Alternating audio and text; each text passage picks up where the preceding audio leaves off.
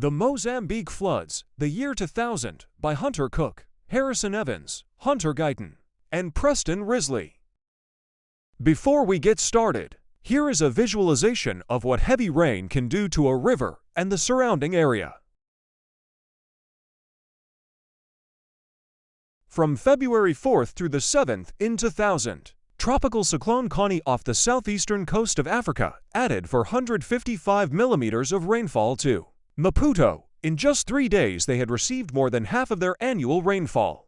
If that wasn't enough, on February 20th through the 22nd, Cyclone Eline added heavy amounts of rain in South Africa, Zimbabwe, and Swaziland. This inundation of rain filled the reservoirs on river basins that drain through southern Mozambique. This led to flooding, especially along the Limpopo, Incommati, and Umbuluzi rivers, which all flooded simultaneously.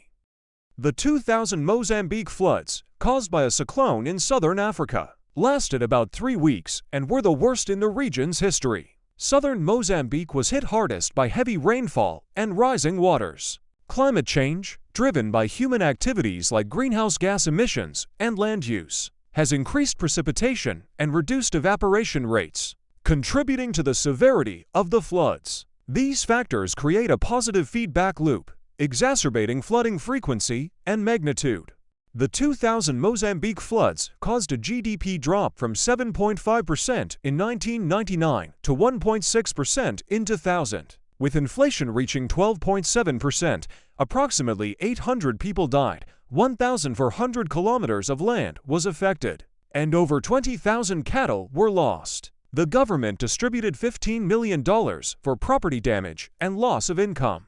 More than 200,000 people were affected, over 2,000 homes were lost, and an estimated $500 million in damage occurred. Over 500,000 people were rescued. But many families suffered from lack of food and water, as over 40 health stations were destroyed.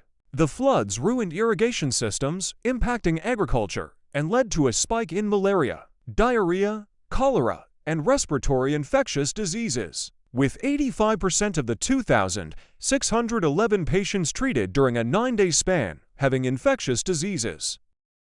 To mitigate the flooding, communities used dams, levees, embankments, canals, ramparts, barriers, ditches, and weirs. The land law and regulations secure land rights and identify safe havens for displaced people. Erosion and sediment from the flood degraded water quality, affecting crop growth and water access. There was major displacement, with some returning to their land and others staying permanently in safe havens. New rules, regulations, and plans are in place to address future flooding.